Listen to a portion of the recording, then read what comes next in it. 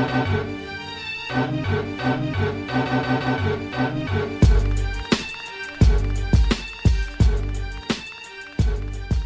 here goes, and welcome to the 189th episode of Throwback Hoops. Woody V is in the house. Please follow the show on YouTube and wherever you listen to your podcasts. And as always, I'm joined by my main man, Robbie Clayton. What's up, Woods? Great to be back. I see we're rocking some old champion jerseys today, so looking forward to talk about them. And looking forward to chop it up with you again, mate. Yeah, I mean, it's nice to wear these champion jerseys today. There's a bit of a reasoning behind the jersey I'm wearing, and we'll get into that in a minute, right? So why don't you kick things off with yours? Yeah, sure. So, look, I feel like I've been wearing a lot of newer jerseys lately, right? So, I thought I'd rock an old champion one today. I've got a random one today, Wood. So I'll stand up and show you this one. And this may be one of the more interesting stories I've told about a guy that I'm rocking a champion jersey of. So I'll show you who I'm wearing today. Feeling I know, Robbie is wearing the Denver Nuggets number 8 Reggie Williams. No? B. Williams. Is that a Buck Williams? Brandon Williams? Come on, bro. Brian Williams. Huh? Brian Williams. Brian Williams. Yeah, okay, cool. Yeah. All right, so I told you this would be an interesting and definitely a random one. Yeah. Yeah, it's a blue Brian Williams champion Denver Nuggets jersey. So a little bit on, sadly, the late Williams. The big man played 9 seasons in the NBA after getting drafted out of Arizona by the Magic at pick 10 in the 91 draft. So you probably remember, Woods, this is a draft we've really loved. And we've actually shown a lot of jerseys from this draft. So Larry Johnson, Kenny Anderson, Billy Owens, Luke Longley, Steve Smith, Stacey Augmon, Terrell Brandon, etc. So a lot from that draft there. So Williams played with the Magic, Nuggets, Clippers, and Bulls, where he won an NBA championship in 1997. And then his last team was the Pistons before he retired at the peak of his career, and many years remaining on that contract in 1999. So Williams actually played with a different name in his last season. That's he changed his this name one, to Dele. Bison Dele. Yeah. That's what confused me. Yeah. So he changed that name to honor his Native American and African heritage. It was one sort of well known about him, and he never actually loved the game of basketball. I think he's one of these guys who was just a huge unit, pretty athletic, and he played basketball. Never seemed to have that love for it. And sadly, as you know, Woods, there's a tragic ending to this story. So Dele travelled the world after retirement and was sailing on his catamaran from Tahiti in 2002, and was sadly never seen again. So it's widely suspected that there was foul play, where it's believed that along with his wife and the skipper of the boat, that they were murdered by his older brother, and the bodies were never found. So if you look at some, Wiki and a few other websites, it doesn't actually say dead. It said he's been missing for 23 years, 8 days, whatever it is like that. So apparently the brother was suspected of the killings there, actually overdosed later that year, sort of thing. So tragic story, right? He was a guy that really was important on that Bulls championship win in 1997. He was very skilled. He got a pretty decent contract when he went to Detroit there. Big left-handed guy, big bruising sort of guy, but he was skilled. What are your memories of the late Brian Williams, aka Bison Dele? Yeah, I mean that 97 team with the Chicago Bulls, right? Was that 97? He was with Chicago, I think it was, from memory. Yeah, I mean, just great contributor. He looked like he enjoyed playing that year. I almost forgot his name was Brian Williams, right? Because of Bison, Dele, and all the documentaries that have come out after his death. But now you got to say Bison, Woods, as in the animal, so not Bison. Bison, as in the animal.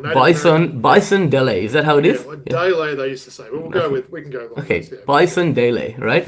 It's interesting you say he didn't really like basketball. How many sportsmen are there that are just gifted that didn't actually enjoy the game in any of their respective sports? The big guys as well. Yeah. It always seems to be the big guys in basketball that level applies to, right? Yep, for sure.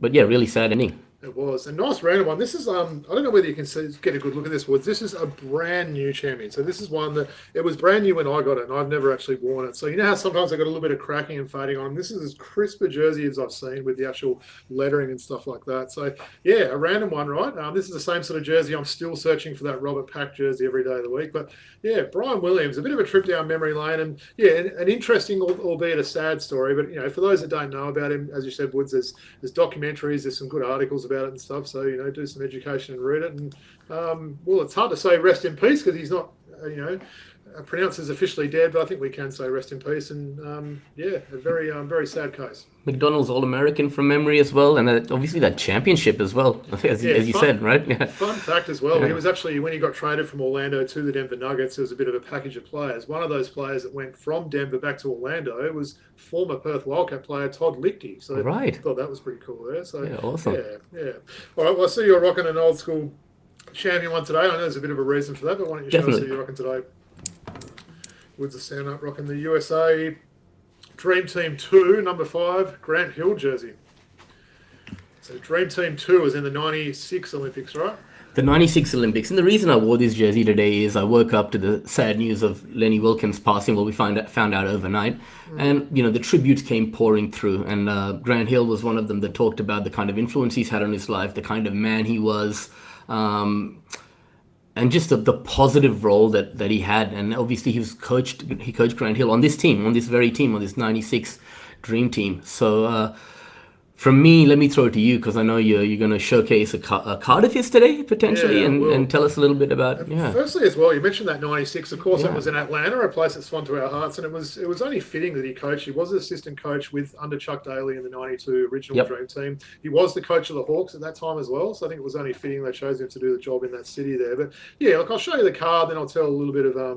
information. So, look, I actually had another card picked out today, Woods, but I thought it was only fitting that I would show a card of Lenny Wilkens. So, as you mentioned, sadly passing away yesterday at the age of 88. So, the card I'm showing is a 2020-21 Panini auto card of Lenny in his Blazers jersey. So, really nice card. Look at that one there. So, that's an old card. He was playing with the Blazers in the mid-70s there. It sort of mentions on the back, only a select few have been inducted to the Hall of Fame, both as a player and a coach. And he actually got inducted to the Hall of Fame a third time, because they did induct that 92 Dream Team. So he's one of these rare players, and he's been inducted 3 different times. So really nice card, firstly. A little bit on Wilkens Woods. I think it's only fitting we sort of, tell maybe there's some people that don't know about him, that aren't as old as us and everything like that. So, look, his accolades as a player include a 9-time All-Star. He was a point guard, lefty point guard.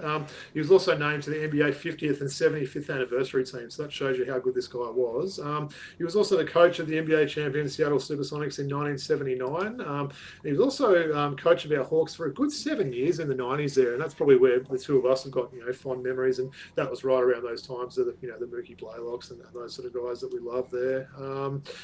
So as we mentioned, I think he's coached the most NBA games in history there, so that's a pretty amazing feat there. The 3-time Hall of Fame, as I mentioned there, and look, you do hear it a lot when people pass away, Woods, but every time you hear about him, it's like softly spoken, really gentle, really nice guy. And I think he was asked once, why don't you shout in your coaching? And he's like, well, it's not going to get the point across, sort of thing. It's better to sort of communicate with people as human beings and everything like that. And sums the way that he was, I think, and he was definitely a bit of a godfather for Seattle basketball. So maybe if they eventually get a Seattle team back into the NBA, that would be good if they could sort of honour him in some sort of way there. But what were your memories on the great Lenny Wilkens?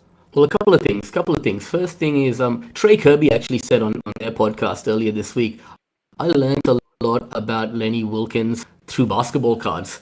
And that was the truth, because in the late 80s, 90s, we didn't get that much exposure to the game, right? So I was able to read all the information on the back of those cards, those Hoops 89, 90, 90s cards, about everything that he'd achieved. I'm like, Trey, that is so right, because we didn't have exposure. But then that changed towards the early 90s, right? We got the NBA on TV, we got NBA action, we got interviews with coaches, right? And then we got to know the personality of that Lenny Wilkens, of the man himself, all the way through to 96 when he took over the Dream Team, the second Dream Team, right?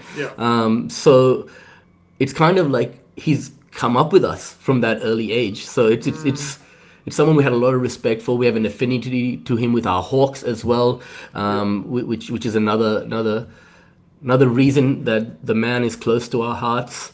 Yeah. Well, as we know, Woods, the Hawks don't keep coaches for a long time. I mean, since our time going for him, man, they've gone through a lot of coaches, and he was there for quite some time there. I think it's some of those teams that we look back fondly, the Hawks teams. I mentioned like Mookie, and you had Mutombo was there for a stage, and Steve Smiths and these sort of guys. So it's teams that we really like there. But very sad. Look, he did leave a full life. 88 years of age. Cause of death wasn't confirmed by his family, but he did pass away in Washington, which is where Seattle is in that state there, sort of thing. So I think we can both say a big rest in peace to someone that we really looked up to and an absolute icon of the game.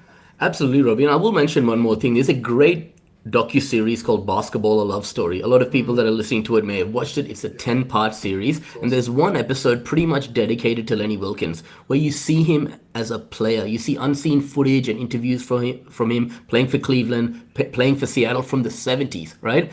And you think of him as this, one of the most decorated coaches in our history. But a lot of people our age wouldn't have seen him play. I would strongly suggest go check out that documentary and have a look at that episode, which is dedicated to Lenny Wilkens. And he achieved a lot as a player as well. I think, was it a 9-time All-Star? You mentioned that. He was an All-Star game MVP in one of those games. And someone that probably gets more remembered as his coaching, but he was certainly a very amazing player there. So, no, it's good to sort of, talk a little bit about that. And like we said, there might be some people that weren't aware of Lenny Wilkens, only sort of knew the name there. So hopefully we've educated people a bit. And, as I mentioned, may rest in peace. For sure, Robbie. Thanks for that. He will be remembered. Now, I thought this episode, Robbie, let's start with an NBL. With the NBL, we've been kicking things off with the NBA previously. Is this because the Kings are winning or something? Or Kings are winning. The Hawks got a good win. Hawks are winning, and the Wildcats got a good win on the weekend as well. So let's start there. Let's start with the surging Illawarra Hawks, right? Yeah. I want to talk to you about them. I was talking to Matt McQuaid the other day, and I said at the Kings game, man, Dave Hickey's like a little poor man's Josh Giddey, maybe. His ability to rebound the basketball from the guard position, create for his teammates. Huge triple-double the other day. We were talking about how important it would be for him to join this lineup, and the Hawks would benefit from it. Did you think that it would have this kind of impact, and he would be able to have this kind of impact right away at the starting point guard position? Yeah, interesting you mentioned poor man's Josh Giddey. I mean, he's a way better defender than Josh Giddey, way better. He's a really good defender there, but obviously doesn't have that side. The passing skills and the size that Giddey's got. But yeah, look, it's weird because that first game when he did come back and they had the new import, they got blown out on their home court by New Zealand, which was just one of the crazier results of the year. But yeah, it's definitely, they're looking a lot better now. They've a couple of sort of good wins under their belt. There was talk of that off-court issues that was involving Dave Hickey and JaVale McGee. And I think a lot of that was Dave Hickey being critical of McGee's training habits and workout habits and that. And you can tell Davo's a very hard worker. One thing I'll say on JaVale McGee's behalf on that, I'm sure you read that article, Woods. Yep. The Hawks are complaining that he was flying in business class on these interstate flights. Give me a break, mate. The guy is 7 foot. He's the longest guy I've ever seen. I struggle to fit in economy seats. So I thought that was a real non-story there. There should almost be a rule with these teams. If you're over 6'7" or something, you should be flying in business class. So I thought that part was a bit of a non-story. But look, obviously they want to have those training habits and working hard and everything. But yeah, there's no doubt having Davo back in this team makes a massive difference there. Geez, he was out for a while, wasn't he, with that eye injury? I think it was 5 rounds? Did he miss 6 rounds maybe? So yeah, massive to have him back. And I think they're probably that dark horse team now. Everyone's talking about the 2 Melbourne teams, Adelaide, our 2 teams. They're that team that maybe is going to really sort of, catch a few teams, I think, and they'll definitely rocket up the ladder, I think. Yeah, I agree with you. And on JaVale McGee, regardless of what's happening off the court, what he's doing on the court is like we've never seen in the NBL before, right? Absolutely dominating, right? Those ones where he can get the ball on one side of the ring and kind of take that one dribble and sort of dunk it in. Geez, he's so long and everything. It's funny, Jesse Edwards is almost quite a similar player, isn't he? We've added sort of 2 guys that are quite similar in their athleticism and build and stuff like that. But, I mean, he's fun to have in the league, right? I know they haven't played in Sydney yet, have they, the Hawks? I know that's one you'll be really looking forward to see someone that, we're watching the NBA for many years, do his thing. But, yeah, he's must-watch for sure. Well, Sydney are playing the Hawks in Illawarra this weekend, and I'm going to see if I can get out there for that, man. So, all right, let's move on from the Hawks to the Sydney Kings. 3 wins in a row. They found something here, including beating Melbourne, right, in an important victory for the organization, right? Yeah. Have they found the tonic here? Have they found the tonic here? We should say, Woods, you remember when we did that episode with Squin last week? We were recording at the time of that Melbourne-Sydney game. We were like, Melbourne will probably keep winning. Will they go undefeated? I think they lost 2 games in about 3 days after that, which was crazy. But look, that definitely set it up well. A big road win in Melbourne there. They seem to be playing pretty well on the road, don't they? I guess getting that home win against New Zealand. It wasn't the best of games, I thought. I mean, you'd probably know more. You were actually at it live. But some good signs for sure. Kendrick Davis has been a lot more consistent. We've seen Bull Quoll have some games. I think Xavier Cooks has been a lot better over these last few games. So, no, definitely some good signs there, right? So you must be pleased to see them get those 3 in a row. Very pleased. And you mentioned it. Xavier Cooks was much maligned heading into those 3 victories we've had on the trot, right? So he really took it upon himself to put the team on his back and he's contributed in a lot of ways during that stretch of 3 wins. So really happy to see. Thing he was doing in some of the championship seasons where he grab a defensive board and he'll take off and run down the floor and either set up his teammate or just drive in. So the free throws are still a little bit of a work in progress. I'm not sure if his percentage has improved massively there. It probably has a little. Has to have. It has to have a little bit, yeah. But no, it's good to see, and I think it's just making the league more open now. The fact that Melbourne has lost a few, Sydney's on a streak, Illawarra's full strength for the first time this year. Perth have looked a bit better. So yeah, it's a good time in the league right now. Yeah, for sure. And I'm going to ask about your Wildcats in a second, but let's move to Melbourne. Damon Lowry came out and said, I'm saying it right now, they're not losing a game this year, right? Well, they've lost two on the trot now. So well, they beat South East. So they won. Damon Lowry does say a lot, though, doesn't he? Yeah. So they've lost 2 out of their last 3 basically then, right? Yeah. So anything to worry about? No, it's just coming back to the medium, right? You're going to have those big season. I mean, look, that was a bit of a tough schedule playing that Monday night game last week, against Sydney, and then having to travel to Wollongong too. Yeah, for sure. So, I agree. And Wollongong were ready for that game after the big loss the week before. So, no real concerns to me. I thought they bounced back pretty well in that, what do they call it? Throwdown? Throwdown. In that throwdown game there, and they showed some good signs. CG3 is starting to settle in pretty well. CG43, don't forget they've still got CG43. Don't forget they've still got Shea Illy to come back as well. So that adds another guy that can really sort of get on the defensive end of that. So for sure, no concerns for Shea Illy coming back is going to be big for them. All right, so talk to me about your Wildcats.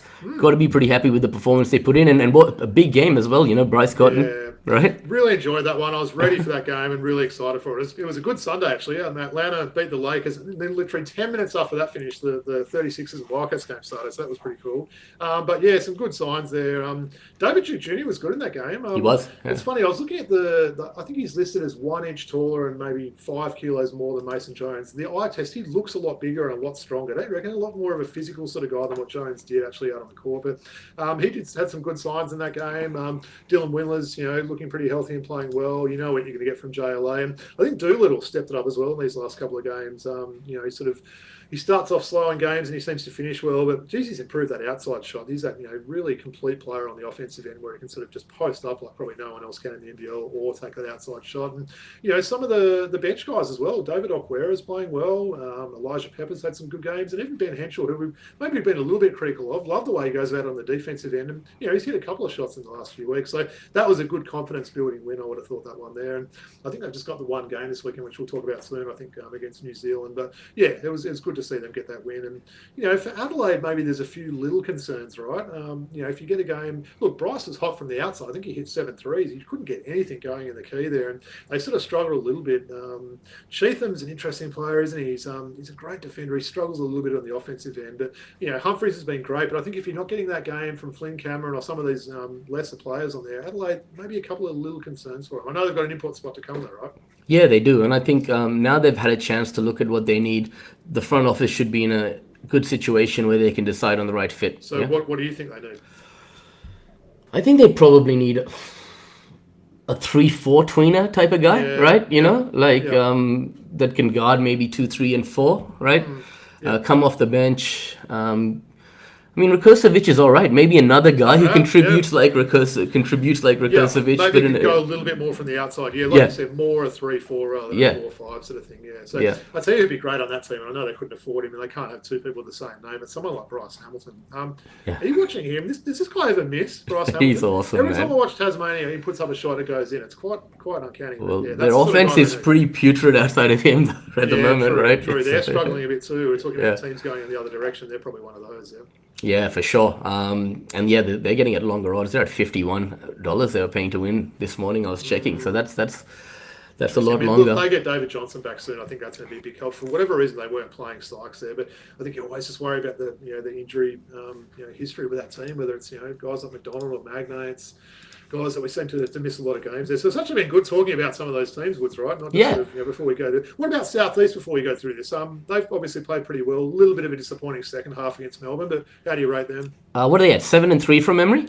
Yeah. I mean they've got to be pretty happy with that, right? And as I said, it's a sum of all parts team. Remember that old Denver Nuggets team with Andre Miller and a few others with Daniela Gallinari? I always compare that team as a sum of all parts team where there's no one guy, right? They've kind of got Sobe there who's actually taken his game to another level. But on another day, it could be Maldonado, it could be Owen Foxwell, mate. Foxwell, Brown, and they're just about winning basketball games. They're really well coached. So they're pleasantly surprised by their performance so far they're a this fun year. team to watch too. I'm not sure about Awundu so far. He's not really setting the place alight. He's not. Does he need to? Maybe not. Maybe that's the role they need for him. Yeah. All right. Well, let's go into it. Bullets versus Breakers tomorrow night. Who you got? Yeah, look, it's probably the two teams we didn't talk about there.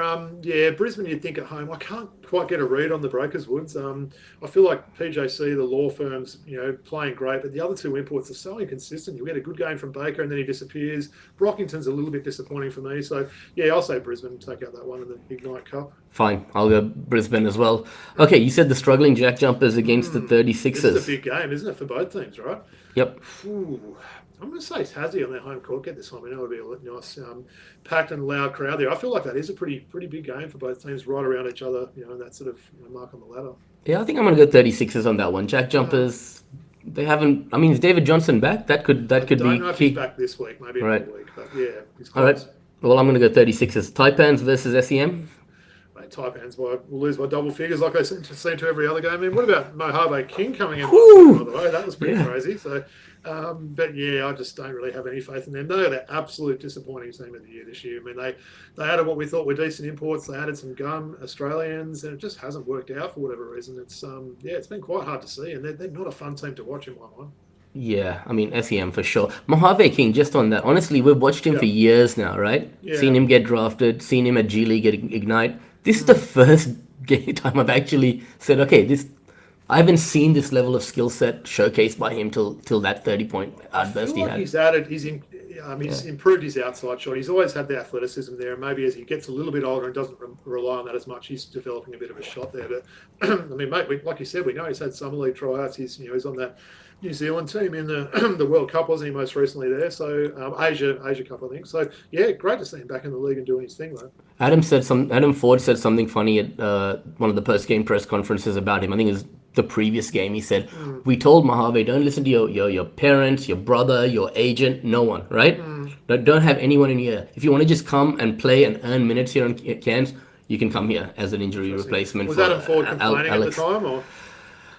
He does seem to do a lot of that. Yeah, he does. He does lately, right? Yeah. Okay, let's move on. United versus Bullets. You can't see the Bullets going into JCA and getting a victory on a Saturday night, can you? It's a standalone game, isn't it, for United? So I think they'll be pumped and they'll get a win there. Okay. Wildcats versus Breakers on your home floor Saturday night. That should be a good double header Saturday night. Should be fun. 5:38. It's like that thing I said. The Breakers. You're not sure what you're going to get from them, sort of thing. I think on their day they could definitely push us. I know PJC's had some good games in the past, but look, I like the Wildcats. Just the one game this weekend. They've got to take care of business and start getting some more home wins. So I think I'll get this one. Yeah, for sure.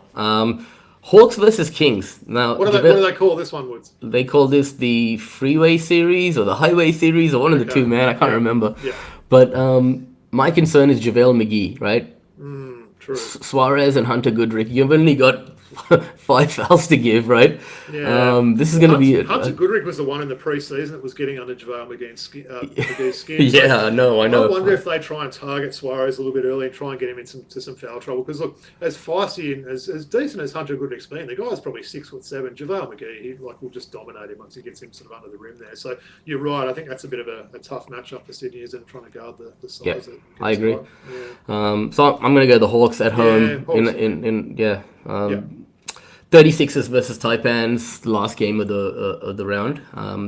36ers by double figures. I think I'm going to say that for any time Cairns are playing, unless they can prove me wrong lately. So whoever they're playing will win by double figures. Yep. Sorry, Taipans. Okay. I agree with you, man. And it's just really sad to see because they were called cashed up Cairns by Body this year. Not the tight ass Taipans anymore, right? Yeah. And they went out and spent money on Jack McVeigh, on Admiral Schofield, and the kind of output that the community would want better, I would say. Yeah, for sure. All right. Now, we haven't done it this year. So you texted me during the week. What'd you say? I said, let's do some Hawks talk. You did. Yeah. So we're going to do some Hawks talk, man. And we are playing today at 2:30. The Atlanta Hawks. We're obviously talking about everyone, not the Illawarra Hawks. As we're recording Tuesday, the 11th of November, so Remembrance Day. We appreciate what everyone's done for our country and services there. But yeah, they're actually on a West road trip as well. So I think they've got the Clippers today, and then Thursday Sacramento, Friday Utah, or maybe vice versa. So I feel like they've had a lot of road games. But yeah, let's get into it. Yeah, well, lest we forget, you're right. I just realized 11th of the 11th of the 11th, right? Yeah, so yeah. Okay, so we're at 5-5 at the moment, Robbie. Yeah. Now I want to ask you a few things. Like, first of all, let's talk about the Trae Young injury. Where are we at the moment, right? It looks like he's going to be out for another month, roughly. Look, it's hard to say. They did say re-evaluated in 4 weeks, so that's never a great sign there. He's had a re-evaluation and they say he's out for another 4 weeks.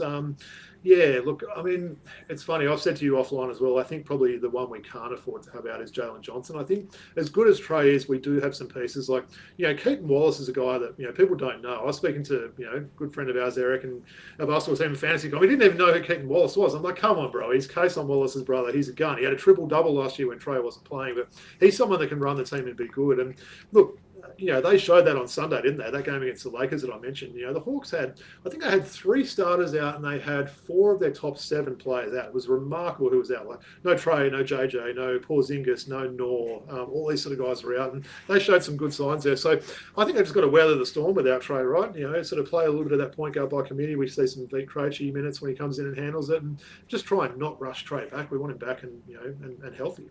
Yeah, for sure. And yeah, they've shown some really good signs in that stretch since he's gone out. I was going to talk to you about some of the new acquisitions, but you just mentioned Jalen Johnson. We want him fit and healthy, right? Yeah. It's inevitable that Jalen Johnson and Kristaps Porzingis are going to miss time, right? As much as we don't want them to, they're going to miss time. Yeah. So last year, he did his apprenticeship, Mo Gay, right? Yeah. And his number has been called on at various times in this season. And that apprenticeship he did last year has put him in a really good position to come and contribute right away, because that outside shot's looking a lot better. And when you have those guys out and you need him to step up and play meaningful minutes, he's shown that he can do that, right?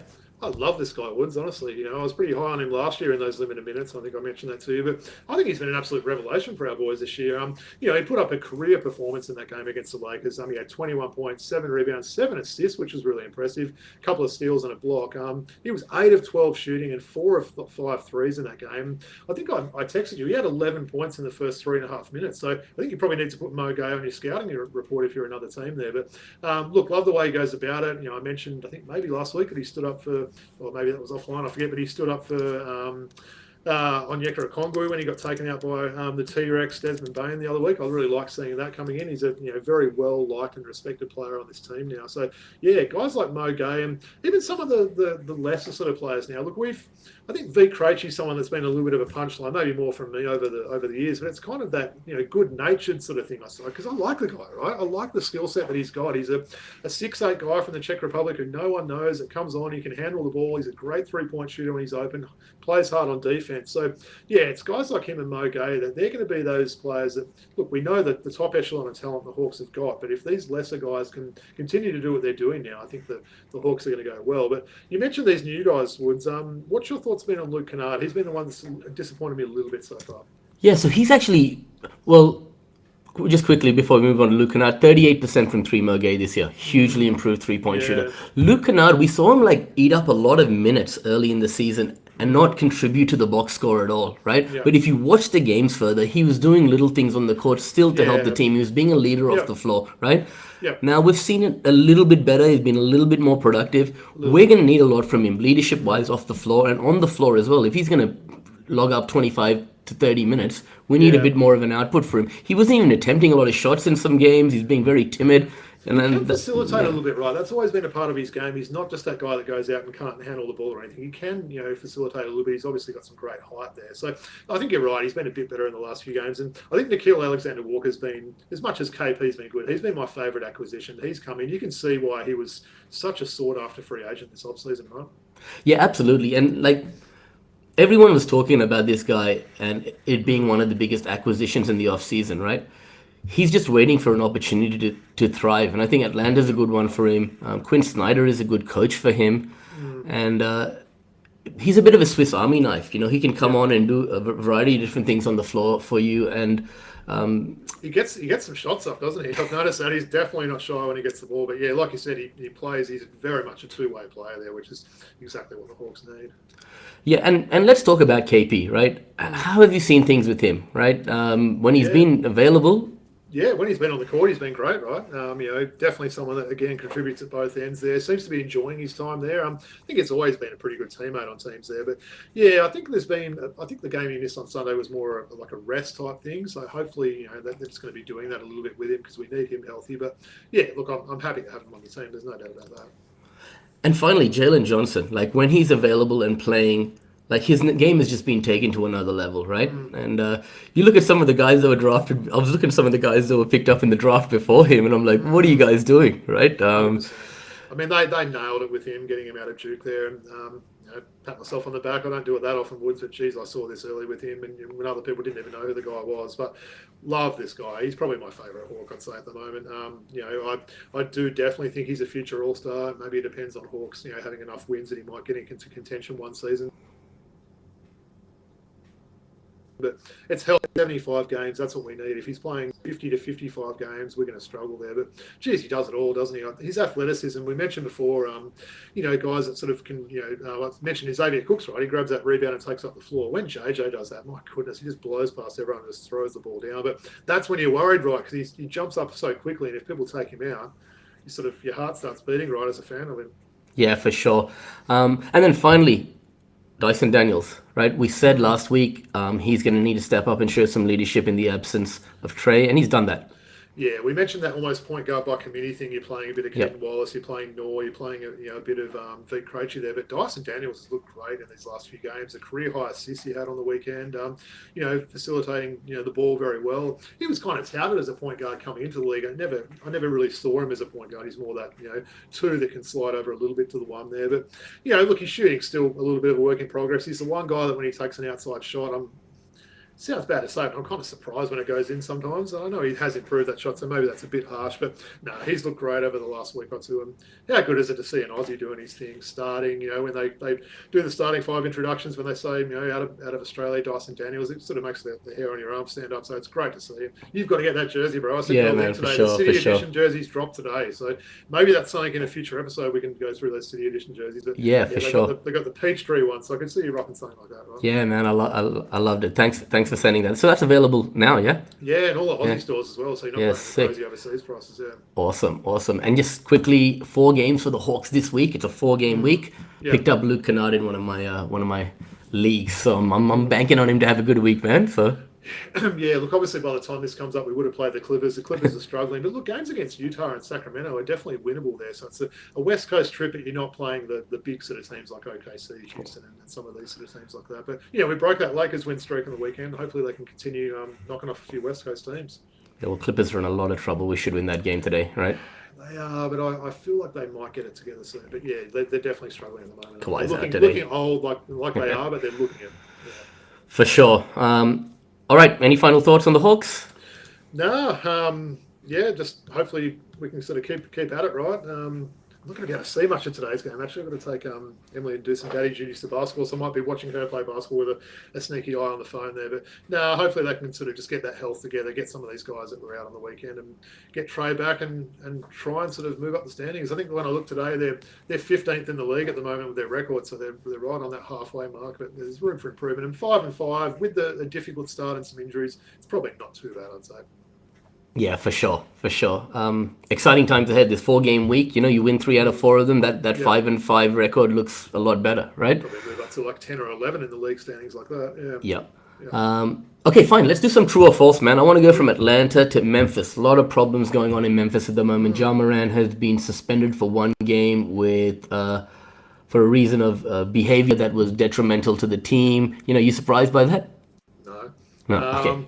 Look, he doesn't seem like the best teammate. He seems someone that's, we've mentioned this before with some of his antics with the gun stuff and everything else like that. I feel like he's just a guy that was your real name's Clarence, for those that like, the 8 Mile movie sort of thing. He's grown up in this good lifestyle, and he wants to kind of be a tough guy and a bit of a thug and stuff like that. And look, some of the things we've seen there with him standing outside of huddles and doing stuff like that, that's inexcusable. He's a veteran now, Woods. He's a 2-time All-Star, I believe, a veteran.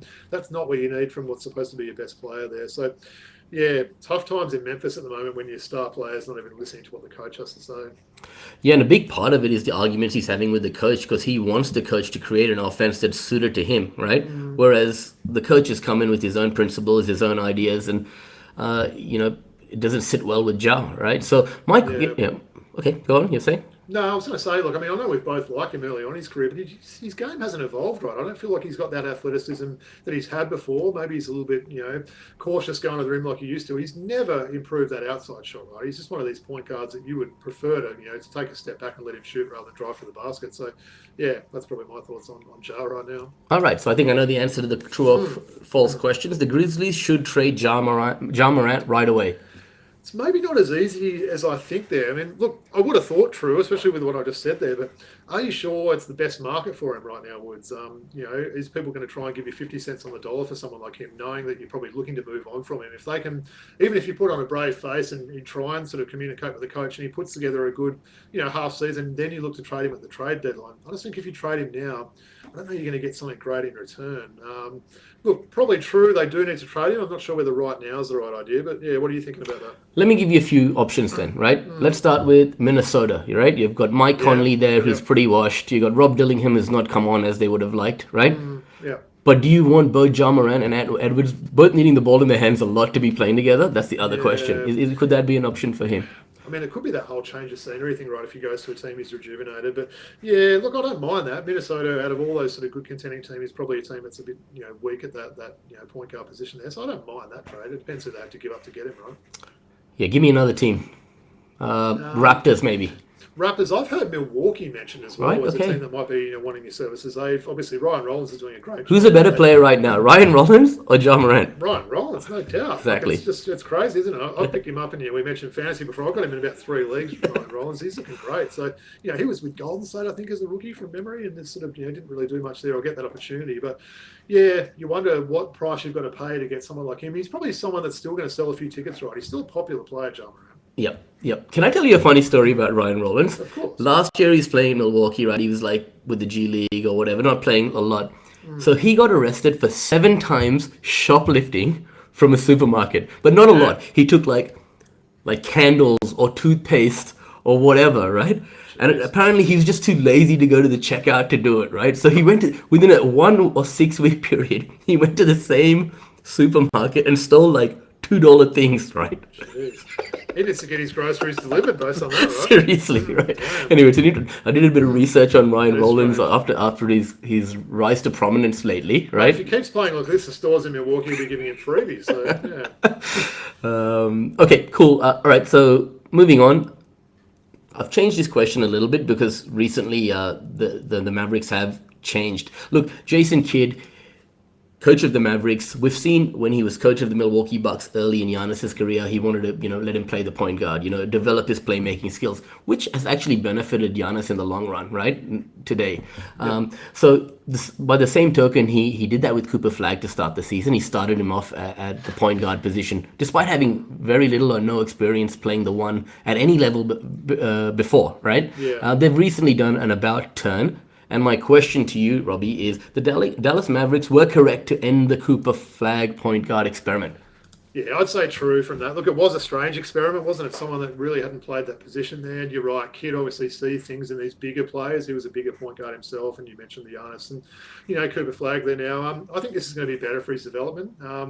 I don't know, I can't help but think he's been a tiny bit disappointing so far, but just with all the hype that came out. I think the Rookie of the Year is playing in Charlotte right now, I've got to say. My goodness. Yeah. Con Knebel's killing it. He's awesome, man. But, yeah, look, maybe playing him in his right position and having guys set him up. We know he's a good two-way player as well, Flagg. So I think you're right. I think true for that one. It is a good that they've ended that little experiment early. And look, maybe they can revisit it in a year or two, right? Yeah, for sure. And I've actually seen the last couple of 2 or 3 games where he's actually moved off the ball, and he has been able to contribute in different ways, and he's still making plays, getting 4 or 5 assists for his teammates, not being the primary ball handler. So he can still develop it. Too, right? So for sure, man. Yeah. And look, the Dallas Mavericks have recently started playing Brandon Williams a little bit more, right? And D'Angelo Russell.